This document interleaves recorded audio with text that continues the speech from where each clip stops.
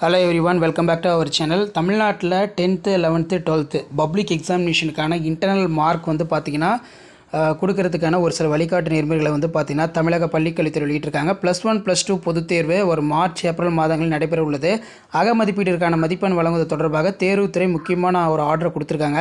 +1 +2 பயிலும் மாணவர்களுக்கு மதிப்பெண்களை கணக்கீட்டு வழங்கும் முறை குறித்து அறிவுரைகள் வந்து கொடுத்துருக்காங்க. ஸோ அதன் அடிப்படையில் இதில் நமக்கு பார்த்திங்கன்னா இந்த இடத்துல கொடுத்துருக்காங்க. +1 +2 மாணவர்கள் தெரிவிக்க வேண்டும் அதில் கூறப்பட்டுள்ளது. இதில் குறைந்தபட்சம் வந்து பார்த்திங்கன்னா நமக்கு வழிகாட்டுதல் விவரம் 100% வருகைக்கு வந்து பார்த்தீங்கன்னா 2 மதிப்பெண் வழங்கப்பட வேண்டும். 75 முதல் 80% வருகைக்கு 1 மதிப்பெண் அளிக்கப்பட வேண்டும். ஒவ்வொரு பாடத்துக்கும் குறைந்தபட்சம் 4 உள்நிலைத் தேர்வுகள் நடத்தப்பட வேண்டும். ஒப்படைப்பு, செயல் திட்டம், களப்பணி ஆகியவற்றுக்கு அதிகபட்சமாக 2 மதிப்பெண் கொடுக்கணும் அப்படிங்கிற மாதிரி சொல்லியிருக்காங்க.